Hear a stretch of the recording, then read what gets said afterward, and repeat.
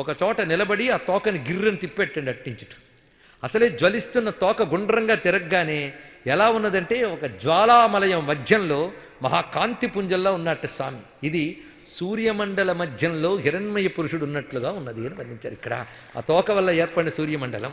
ఈ విధంగా ఉన్నటువంటి స్వామి గొప్ప పని చేసేనే అని చూసేట్టు చివరికి వెళ్ళి తోకని సముద్రంలో ముంచి ఒక్కసారి చూసాడు లంక తగలబెట్టడాన్ని. ఓహో చాలా ఘనకార్యం చేశాను, అప్పుడు గుర్తు తెచ్చుకున్నట్ట.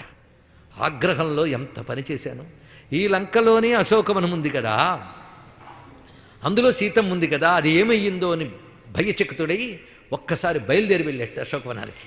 వెళ్ళేటప్పటికీ అశోకవనం క్షేమంగా ఉంది, సీతమ్మ చల్లగా ఉందిటండి. ఇక్కడ అప్పుడు నమస్కారం చేసుకుని హనుమ గొప్ప మాట అంటున్నాడు. ఇక్కడ ఈ తల్లి క్షేమముగా ఉన్నది, ఆశ్చర్యపోవలసిన అవసరం ఉన్నది. ఇక్కడ నా నశిష్యతి కళ్యాణి నాగ్నిరగ్నౌ ప్రవర్తతే.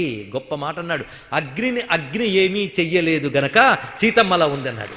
సీతమ్మ ఒక మహాగ్ని, సామాన్యురాలు కాదు. అందుకు ఇప్పుడు క్షేమంగా ఉన్నది. ఏ తల్లి దయచేత అగ్నిదేవుడు నా పట్ల చల్లగా ఉన్నాడో ఆ తల్లిని అగ్నిదేవుడు ఏమి చేయగలడు అని, అమ్మ వెళ్ళొస్తానమ్మా నమస్కారం చేసేట. నాయన నువ్వు క్షేమమే కదా అని, క్షేమంగా వెళ్ళిరా అని తల్లి దీవించింది. అమ్మ యొక్క ఆశీర్వచనములు తీసుకుని స్వామివారు తిరిగి బయలుదేరారు. బయలుదేరి వెళ్ళగానే అటు వానర వీరులకి ఆనందము. అటు తర్వాత తిన్నగా వానర వీరులతో కలిసి మధువనం అనే వనంలోకి ప్రవేశించాడు హనుమంతుడు. వాళ్ళందరూ ముచ్చట మేరకు అక్కడ దధిముఖుడు అని తోటమాలు ఉన్నారు. పైగా సక్సెస్ సెలబ్రేషను, విజయం సాధించుకొచ్చాడు కదా హనుమంతుడు. విజయం సాధిస్తే వానర వీరులందరూ సెలబ్రేషను. అక్కడ ఉన్నటువంటి అందులో కోతులు ఉత్సవం చేసుకుంటే ఇంకా వనం మిగులుతుందా? మొత్తం మధువనమంతా దగ్ధం చేయడం మొదలుపెట్టారు, అంటే ధ్వంసం చేయడం మొదలుపెట్టారు. రకరకాలుగా ఆస్వాదిస్తూ పళ్ళు తింటూ ఇది తింటూ మొత్తం. ఆ వార్త దధిముఖుడు తిన్నగా వెళ్ళి సుగ్రీవుడికి చెప్పేట. వెంటనే సుగ్రీవుడు అన్నాడు, దక్షిణం వైపు వెళ్ళినటువంటి వారు విజయం సాధించి వచ్చారు కనుకే ఉత్సవం చేసుకుంటున్నారు. రామ నీకు చెప్పాను కదా హనుమంతుడు విజయం సాధించి వస్తాడని, హనుమంతుడే విజయం సాధించి వచ్చాడన్నట్ట సుగ్రీవుడు నిశ్చయంగా అని దధిముఖుడికి పంపించి నేను చెప్పు వాళ్ళందరినీ రమ్మనన్నాడు. సుగ్రీవాజ్ఞ ఎవరు మేరుతారు? వార్త తెలియగానే అందరూ ఉత్సాహంగా వచ్చారు. సుగ్రీవుడు హనుమంతుని చూసి ఎంతో ఆనందించాడండి. అక్కడ సుగ్రీవునితో హనుమంతుడి విషయం చెప్పిన తర్వాత పద రామచంద్రమూర్తికి చెబుదువు కానీ తీసుకువెళ్ళారు. అందరూ వానర వీరులు హనుమంతుడు రామచంద్రమూర్తి వద్దకు వచ్చారు. గంభీరమైన వాతావరణం అక్కడ నెలకొని ఉన్నది. హనుమస్వామి ముందుకు వచ్చి ఉండగా సుగ్రీవుడు ఇతర వానర వీరులు చెప్పేట హనుమంతుడు వెళ్ళి సీతమ్మని దర్శించి వచ్చాడు అని. రాముడు ప్రేమగా ఆనందంగా చూసేటండి. ఎప్పుడైతే రాముడు అలా చూశాడో ఇంకా వానర వీరులందరూ వెనక్కి వెళ్ళి హనుమంతుడు ముందుకు పంపారు, నువ్వే మాట్లాడని. అప్పుడు ఆంజనేయ స్వామి వారు విషయాన్ని రామచంద్రమూర్తితో వివరించాడు. ఏ విధంగా వెళ్ళాడు, ఏ విధంగా దర్శించాడు, ఇవన్నీ కూడా. ఇక్కడ ఒక అద్భుతమైన మాటని వేస్తాడు వాల్మీకి. ప్రణమ్య శిరసా దేవ్యై సీతాయై తాం దిశాం ప్రతి.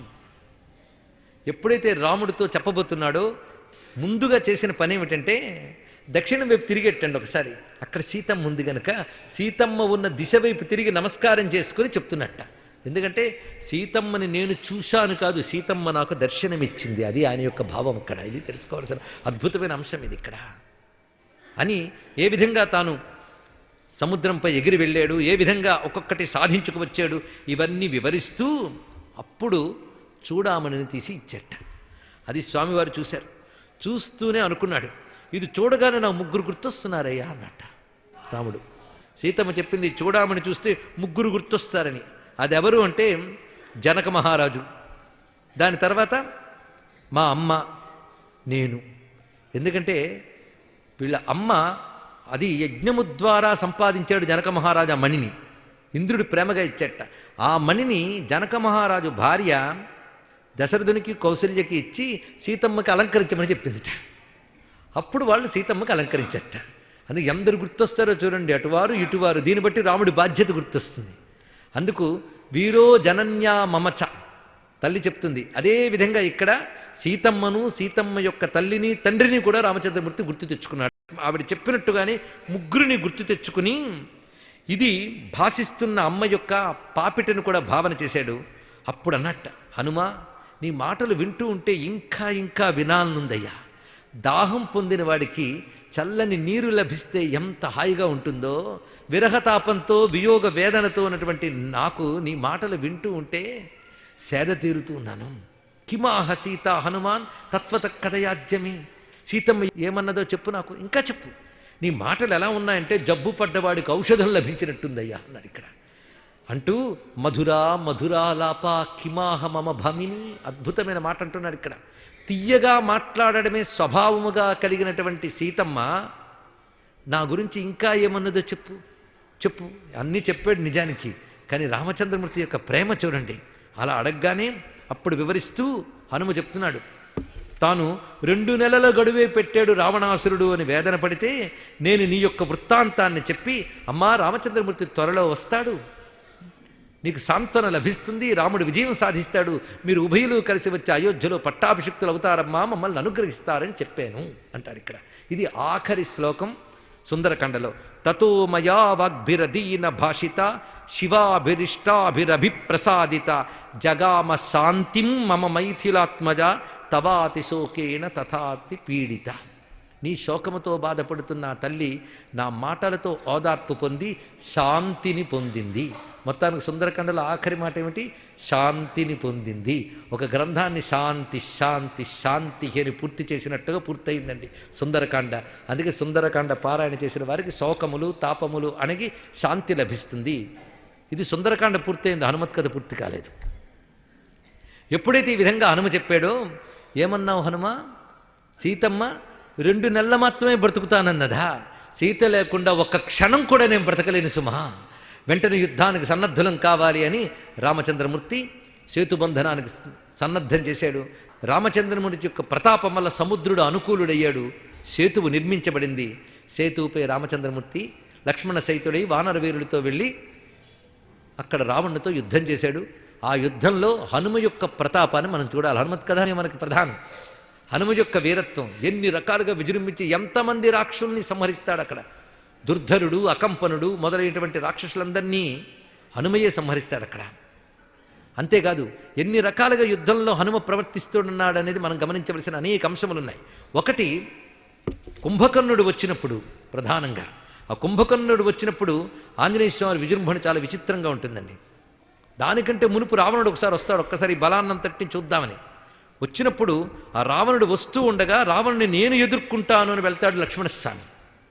అప్పుడు లక్ష్మణుడి వైపు మహాకోపంగా చూసి శక్తి అనబడేటువంటి ఒకానొక శస్త్రాన్ని ప్రయోగిస్తాడు రావణాసురుడు.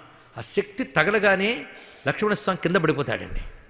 అప్పుడు రావణుడు రథం దిగి, ఇదివరకు సీతను నేను అపహరించి తెచ్చుకొచ్చేశాను, అయినా రాముడు బలంగానే ఉన్నాడు, ఈ రాముడిని అంటి పెట్టుకుని లక్ష్మణస్వామిని కూడా నేను తీసుకుపోతాను ఇప్పుడు, దానితో రాముడు ఒంటరి వాడైపోతాడని ఉద్దేశంతో ఆ లక్ష్మణుడిని తీసుకువెళ్ళిపోవడానికి దిగి ఒక చేత్తో ఎత్తబోయేట, వల్ల కాలేదు. 20 చేతులు ఎత్తి ప్రయోగిద్దామని చూశాడు, వల్ల కాలేదు. పైగా ఎత్తుతున్నప్పుడు ఇంకా శరీరం తట్టుకోలేకపోయింది, చెతికలు పడుతున్నాడు. అది చూసి ఆంజనేయ స్వామి ఒక్క ఎగురుతో అక్కడికి వెళ్ళి, హిమవాన్ మందరో మేరు త్రైలోక్యం వా సహామరై శక్ష్యం భుజాభ్యాముద్ధర్తం నశక్షో భరతానుజం. పర్వతాలను కూడా ఎత్తవచ్చేమో కానీ కైలాసాన్ని కూడా కొంతమేరకు ఎత్తగలిగిన రావణాసురుడు లక్ష్మణస్వామిని ఎత్తలేకపోయాడండి. ఎందుకంటే సమస్త పృథ్వీని మోస్తున్న ఆదిశేషువే అతడు, ఇదొక భావం. అంతేకాదు ఇందులో ఒక రహస్యం ఉంది, ఆ తర్వాత మనకు తెలుస్తుంది. లక్ష్మణస్వామిని ఎత్తలేకపోయేట. అప్పుడు తత క్రుద్ధో వాయుసుతో రావణం సమభిద్రవత్. రావణుడు మొట్టమొదట అడుగు పెట్టినప్పుడు దెబ్బ కొట్టినవాడు హనుమస్వామి, ఇది తెలుసుకోవాల్సింది ఇక్కడ. తిన్నగా వెళ్ళి జఘానోరసి క్రుద్ధో వజ్రకల్పేన ముష్టిన, పిడుగులాంటి తన యొక్క పిడికిలితో ఆ రావణాసురుడు ఒక గుద్దు గుద్దేట. వెంటనే ముక్కు నుంచి చెవుల నుంచి నెత్తురు కక్కుకుంటూ అక్కడ కూలబడిపోయాడు రావణాసురుడు. అప్పుడు అవలీలగా ఒక్క చేత్తో లక్ష్మణస్వామిని ఎత్తి తీసుకొచ్చాట ఆంజనేయ స్వామి వారు. ఆశ్చర్యకరంగా ఇక్కడే హనుమ యొక్క పరాక్రమం కనబడుతుంది. కానీ ఇక్కడ ఒక అద్భుతమైన మాట చెప్తున్నారు. ఇక్కడ ఎలా తీసుకురాగలిగాడు అంటే, వాయుసూనోహు సుహృత్వేన భక్త్యా పరమయా చ సహా శత్రూనాం అప్రకంప్యోపి లఘుత్వమగవత్కపేహే. హనుమంతుడికి అంత తేలిగ్గా లక్ష్మణస్వామి ఎలా దొరికాడయ్యా అంటే, రాముడికి హనుమంతునిపై ఉన్నటువంటి ప్రేమ భావం చేత, భక్తి చేత హనుమంతుడు సులభంగా ఎత్తగలిగాడు. ఇది తెలుసుకోవాల్సింది. దీన్ని బట్టి లక్ష్మణస్వామిని హనుమంతుడు ఇప్పుడు ఎత్తాడు అని ఆశ్చర్యపోనక్కర్లేదు. ఇదివరకు రాముడితో సహా ఎత్తుకున్నాడు, అది మర్చిపోవద్దు. ఆ మూర్తి మనకు కనబడుతుంది. ఈ మూర్తిని చూసినప్పుడు మనం తెలుసుకోవాల్సింది ఏంటంటే, రాముణ్ణి లక్ష్మణుణ్ణి అంత తేలిగ్గా ఎత్తలేం. ఒక్క తమ్ముడిని ఎత్తడం ఇంత కష్టమైంది, అన్నగారు ఎలా ఉంటారండి? వారు ఉభయుల్ని ఎత్తడం మహా కష్టం. కానీ వాళ్ళు ఉభయుల్ని ఎత్తడం లక్ష్మణుడిని తీసుకువెళ్ళిపోవడానికి దిగి ఒక చేత్తో ఎత్తబోయేట, వల్ల కాలేదు. 20 చేతులు ఎత్తి ప్రయోగిద్దామని చూశాడు, వల్ల కాలేదు. పైగా ఎత్తుతున్నప్పుడు ఇంకా శరీరం తట్టుకోలేకపోయింది, చతికలు పెడుతున్నాడు. అది చూసి ఆంజనేయ స్వామి వారు ఒక్క ఎగురుతో అక్కడికి వెళ్ళి, హిమవాన్ మందరో మేరు త్రైలోక్యం వా సహామరై శక్ష్యం భుజాభ్యాముద్ధర్తం నశక్షో భరతానుజం. పర్వతాలను కూడా ఎత్తవచ్చేమో కానీ కైలాసాన్ని కూడా కొంతమేరకు ఎత్తగలిగిన రావణాసురుడు లక్ష్మణస్వామిని ఎత్తలేకపోయాడండి. ఎందుకంటే సమస్త పృథ్వీని మోస్తున్న ఆదిశేషువే అతడు, ఇదొక భావం. అంతేకాదు ఇందులో ఒక రహస్యం ఉంది, ఆ తర్వాత మనకు తెలుస్తుంది. లక్ష్మణస్వామిని ఎత్తలేకపోయేట. అప్పుడు తత క్రుద్ధో వాయుసుతో రావణం సమభిద్రవత్. రావణుడు మొట్టమొదట అడుగు పెట్టినప్పుడు దెబ్బ కొట్టినవాడు హనుమస్వామి, ఇది తెలుసుకోవాల్సింది ఇక్కడ. తిన్నగా వెళ్ళి జఘానోరసి క్రుద్ధో వజ్రకల్పేన ముష్టిన, పిడుగులాంటి తన యొక్క పిడికిలితో ఆ రావణాసురుడు ఒక గుద్దు గుద్దేట. వెంటనే ముక్కు నుంచి చెవుల నుంచి నెత్తురు కక్కుకుంటూ అక్కడ కూలబడిపోయాడు రావణాసురుడు. అప్పుడు అవలీలగా ఒక్క చేత్తో లక్ష్మణస్వామిని ఎత్తి తీసుకొచ్చాట ఆంజనేయ స్వామి వారు. ఆశ్చర్యకరంగా ఇక్కడే హనుమ యొక్క పరాక్రమం కనబడుతుంది. కానీ ఇక్కడ ఒక అద్భుతమైన మాట చెప్తున్నారు. ఇక్కడ ఎలా తీసుకురాగలిగాడు అంటే, వాయుసూనోహ సుహృత్వేన భక్త్యా పరమయా చ సహా శత్రూనాం అప్రకంప్యోపి లఘుత్వమగవత్కపేహే. హనుమంతుడికి అంత తేలిగ్గా లక్ష్మణస్వామి ఎలా దొరికాడయ్యా అంటే, రాముడికి హనుమంతునిపై ఉన్నటువంటి ప్రేమభావం చేత, భక్తి చేత హనుమంతుడు సులభంగా ఎత్తగలిగాడు. ఇది తెలుసుకోవాల్సింది. దీన్ని బట్టి లక్ష్మణస్వామిని హనుమంతుడు ఇప్పుడు ఎత్తాడు అని ఆశ్చర్యపోనక్కర్లేదు. ఇదివరకు రాముడితో సహా ఎత్తుకున్నాడు, అది మర్చిపోవద్దు. ఆ మూర్తి మనకు కనబడుతుంది. ఈ మూర్తిని చూసినప్పుడు మనం తెలుసుకోవాల్సింది ఏంటంటే, రాముణ్ణి లక్ష్మణుని అంత తేలిగ్గా ఎత్తలేం. ఒక్క తమ్ముడిని ఎత్తడం ఇంత కష్టం, ఇది అన్నగారు ఎలా ఉంటారండి. వారు ఉభయుల్ని ఎత్తడం మహా కష్టం, కానీ వాళ్ళు ఉభయుల్ని ఎత్తడం చాలా సులభం. ఎవరికి అంటే, భక్తుడికి భగవంతుడు సులభుడు, ఇది తెలుసుకోవలసినది. అందుకే అన్నమయ్య ఒక మాట చెప్తాడు, భక్తి కొలది వాడే పరమాత్ముడు, భుక్తి ముక్తి తానే ఇచ్చు భువి పరమాత్ముడు, పట్టిన వారి చేతి బిడ్డ పరమాత్ముడు, పట్టపగటి వెలుగు పరమాత్ముడు, బట్ట బయటి ధనము పరమాత్ముడు, ఎట్ట ఎదుట ఉన్నాడిది పరమాత్ముడు. అందుకు భగవంతుడు ఎత్తువారి చేతి బిడ్డట. అంటే ఎవడికి భక్తి ఉంటుందో వాడు భగవంతుడిని ఎత్తుకోవచ్చు, భక్తి లేని వారు భగవంతుడిని పట్టుకోలేరు, ఇది తెలుసుకోవాల్సింది. భక్తి అనే భావం లేకపోవడం చేత రావణుడు ఎత్తలేకపోయాడు, భక్తి ఉండడం చేత హనుమంతుడు తేలిగ్గా ఎత్తగలిగాడు. ఇప్పుడు హనుమద్ భుజంపై రామలక్ష్మణులని ధ్యానిస్తే దానికి ప్రయోజనం ఉంది. అంటే భగవంతుడిని ఎత్తుకున్న భక్తికి మనం దండం పెడుతున్నాం. ఇక్కడ మరొకటి ఏమున్నది. అందుకే స్వామి, నీ భుజంపై ఉన్న రాముడు ఎంత అందంగా ఉన్నాడయ్యా అంటే, కనకక్ష్మాధరమందు నీల నవమేఘంబోయనన్ ఠీవిగా హనుమద్వీర భుజంబుపై వెలిగి ఘోరాకార దైతేయులన్ దునుమంగాదను నీదు మూర్తి మనమందున్ జయమై జూచితిన్ ఘన సద్భక్తియే నిన్ను ఎత్తు కళకాగా రామచంద్ర ప్రభు. రామచంద్ర ప్రభు ఒకప్పుడు రామచంద్రమూర్తి అనుగ్రహంతో, పెద్దల దీవెనలతో రామచంద్ర ప్రభు పేరుతో ఒక 100 పద్యాలు రాసుకుని భాష్యం కూడా రచించడం జరిగినదండి. అక్కడ దర్శనమిచ్చిన స్వామి ఇలా ఉన్నాడు. ఎలాగూ కనకక్ష్మాధరమందు నీల నవ మేఘంబోయనన్, ఒక బంగారు పర్వతం, దాని శిఖరం పైన నల్లని మేఘం వచ్చిందిట. ఒక నీలమేఘము బంగారు పర్వత శిఖరం మీద ఉన్నట్లుగా, బంగారు పర్వతం అంటే హనుమంతుని భుజంపై నీలమేఘం లాంటి రామచంద్రమూర్తి ప్రకాశిస్తూ ఉన్నాడు. ప్రకాశిస్తూ బాణములు వేస్తున్నట్ట. అలాంటి రాముని ఎవరు ధ్యానిస్తారో వారికి రాముడు సులభంగా లభిస్తున్నాడు, భక్తిపై ఉన్న భగవంతుడు. ఇది తెలుసుకోవాల్సినది. ఎప్పుడైతే హనుమంతుడు లక్ష్మణస్వామిని తెచ్చి అక్కడ పెట్టాడో, వెంటనే సుషేనుడు, జాంబవంతుడు మొదలైన వైద్యులు ఆయనకి చికిత్స చేస్తూ ఉన్నారు. ఈ లోపల రామచంద్రమూర్తి లేచాడండి మహాకోపంగా. ధనుస్సు తీసుకుని రావణుడి వైపు వెళ్తున్నాడు. రావణుడు ఎలాగో అలా లేచి మళ్ళీ రథం మీద నిలబడి రాముడితో యుద్ధానికి సిద్ధమయ్యాడు. రామచంద్రమూర్తి ఎప్పుడైతే రావణుని వైపు యుద్ధానికి వెళ్ళాడో, హనుమ రాముడి వైపు వెళ్ళేట. వెళ్ళి శత్రువైన రావణునికి రథం ఉంది, మా రామచంద్రమూర్తికి రథం లేదు, పదాతిన నేల మీద నిలబడ్డాడు అని రాముడి దగ్గరికి వెళ్ళి, ఆ రథం ఏ బాణం తగిలినా కింద కూలుతుంది, కానీ ఏ బాణము కొట్టలేని రథం నీకు సిద్ధంగా ఉంది స్వామి, నా భుజం మీద ఎక్కన్నట్టు ఇక్కడ. అప్పుడు రామచంద్రమూర్తి హనుమంతుడి భుజం మీద ఎక్కెట్ట. మొదట సుగ్రీవుడితో స్నేహం ఈయన భుజం మీద ఎక్కే చేశాను, ఇప్పుడు రావణుడితో మొదటి యుద్ధం ఈయన భుజం మించే చేస్తున్నాను, బాగుంది అనుకున్నట్టు ఆంజనేయ స్వామి గురించి రామచంద్రమూర్తి.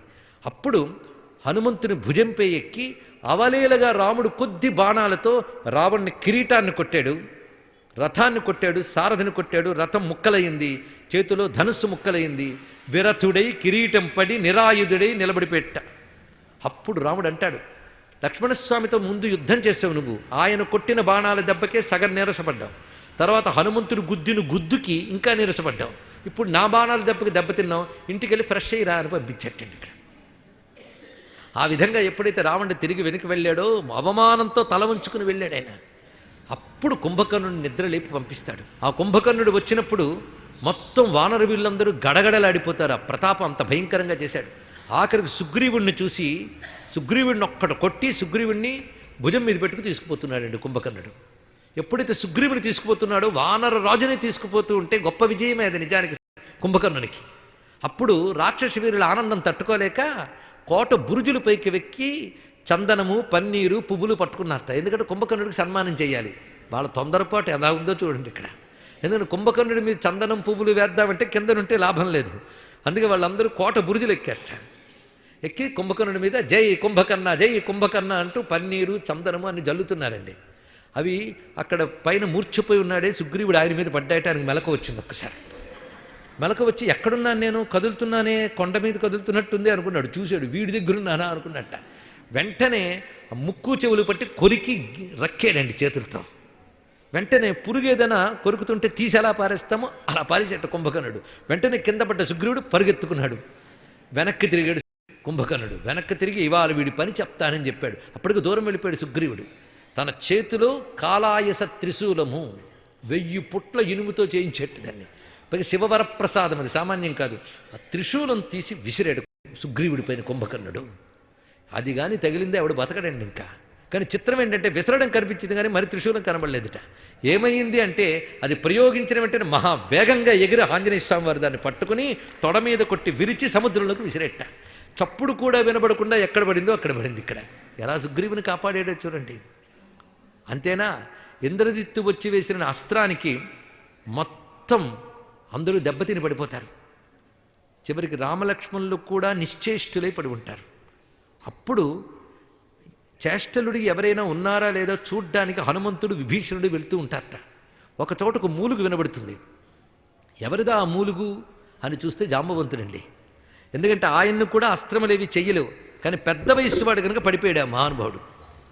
అప్పుడు ఆంజనేయ స్వామి వారు విభీషణుడి దగ్గరికి వెళితే అతన్ని కొంచెం సేద తీర్చాక జాంబవంతుడు లేచి హనుమంతుడు బ్రతుకున్నాడా అని అడిగేటండి ఇక్కడ. వెంటనే ఆశ్చర్యపోయాడు విభీషణుడు, హనుమంతుడు కూడా. ఇదేమిటయ్యా, హనుమాన్ వానరశ్రేష్ఠ ప్రాణాన్ ధారయతే క్వచిత్. వానరశ్రేష్ఠుడైన హనుమంతుడు ప్రాణాలతో ఉన్నాడా అనంటే అసలు రాజైన రాముడు, లక్ష్మణుడు ప్రాణాలతో ఉన్నారా అని అడగాలి, లేదా సుగ్రీవుడు ప్రాణాలతో ఉన్నాడా అని అడగాలి. కానీ హనుమంతుడు ఉన్నాడా అని ఎందుకు అడుగుతున్నావయ్యా అంటాడు విభీషణుడు. అప్పుడు ఒక గొప్ప మాట చెప్తున్నాడు జాంబవంతుడు. హనుమత్యుజ్జిత ప్రాణే జీవంతోపి మృతావయం ధరతే మారుతిస్తాత మారుత ప్రతిమోయది. హనుమంతుడు బ్రతుకుంటే మనమందరం బ్రతుకున్నట్లే, హనుమంతుడు లేకపోతే మనం బ్రతుకున్నా బ్రతుకుండనట్లే అని చెప్పేటండి ఇక్కడ గొప్ప విషయం. ఎందుకంటే వాళ్ళ నాన్నగారు వాయుదేవుడు, అందరికీ ప్రాణం. ఈయన వాళ్ళ నాన్నగారు లాంటివాడే, అందరికీ ప్రాణస్వరూపుడు, ప్రాణదాత అని చెప్పగానే ఇప్పుడు నువ్వు సంజీవకరణి, విశల్యకరణి, సంధానకరణి, సౌవర్ణకరణి, ఈ ఔషధులు ఉన్న పర్వతము కైలాస పర్వతానికి సమీపంలో ఉంది. హిమవత్పర్వత శ్రేణిలో ఏ దిక్కును ఉందో చెప్తాడు. వాటిని దివ్యశక్తులు రక్షిస్తూ ఉంటాయి, ఆ ఔషధులు తీసుకురా అని చెప్పాడు. వెంటనే ఆంజనేయ స్వామి ఎగిరి ఆ పర్వతాన్ని దగ్గరికి వెళ్ళాడు. కానీ ఔషధులు కొన్ని కనబడవుట. ఏకంగా పర్వతాన్ని తీసుకువచ్చాడు మహానుభావుడు, సమయాన్ని సద్వినియోగం చేసుకోవడానికి. తిన్నగా తీసుకొచ్చి పెట్టాడు. అందరూ బ్రతికెట్టండి. పర్వతాన్ని తీసుకువస్తున్న ఆంజనేయ స్వామిని ధ్యానిస్తే రోగాలు పోతాయని చెప్పారు ఇక్కడ. ఈయనే సంజీవరాయుడు అని అంటారు ఇక్కడ. సంజీవ పర్వతాన్ని తీసుకువచ్చాడు. దానితో అందరూ తిరిగి లేచి కూర్చున్నారు. హనుమస్వామి తిరిగి వెళ్ళి పెట్టాడు అక్కడ పర్వతాన్ని. ఇది తెలుసుకోవాల్సింది. అంతేగాని ఎక్కడెక్కడే వాడేసి అక్కడే పారేసే మనకి హనుమంతుడి దగ్గర తెలుసుకోవాల్సిన మరొక అద్భుతమైన అంశం, తనకు కావలసింది తీసుకున్నాక మళ్ళీ తీసుకెళ్ళి అక్కడే పెట్టాడు. ఎందుకంటే ప్రకృతిని తన స్థలంలో దాన్ని ఉంచాలి, దాన్ని కాపాడాలి. అంతేగాని ఎలాగో తెచ్చానుగా తర్వాత పనికొస్తుందేమో ఉండనియండి, అది పనికిరాదు. అక్కడ మళ్ళీ అవసరమైతే మళ్ళీ వెళ్తాను. అది ఆంజనేయ స్వామి గొప్పతనం అండి. సామాన్యుడా ఆయన. మొత్తం అందరూ జీవించారు. ఆంజనేయ స్వామి ప్రాణదాత అని మళ్ళీ తెలియబడుతున్నది. ఆంజనేయ స్వామి ప్రాణదాత, ఆరోగ్యదాత, ఏది కాదో చెప్పండి ఇక్కడ. అన్నీ ఆంజనేయుని కృప వల్ల ఎన్ని లభిస్తున్నాయి. ఆ తర్వాత యుద్ధం మళ్ళీ ఆ యుద్ధంలో భయంకరమైనటువంటి యుద్ధం జరిగింది. ఇంద్రజిత్తు మరణించాడు. ఆ తర్వాత రావణాసురుడు వేసిన శక్తి అనబడి ఒక భయంకరమైన అస్త్రానికి లక్ష్మణస్వామికి తగిలిన దెబ్బ సామాన్యం కాదు. మునుపు తగిలిన దానికి కాస్త ఉపశమనంతో లేచాడు. ఇప్పుడు కొట్టింది మాత్రం భయంకరమైన శక్తి ఆయుధాన్ని ప్రయోగిస్తాడు రావణాసురుడు. దానితో మూర్ఛితుడైపోతాడు. ఇంచుమించు మృతప్రాయుడైపోయాడు లక్ష్మణస్వామి. లక్ష్మణస్వామి ఎలా బ్రతుకుతాడు? అప్పుడు సుషేనుడు చెప్పినటువంటి మాట ప్రకారంగా, మొదట చెప్పింది జాంబవంతుడు, ఇప్పుడు చెప్పింది సుషేనుడు. వానరుల్లో వైద్యుడతను, అశ్వినీ దేవతల అంశాలతో వచ్చిన వాళ్ళండి వాళ్ళు.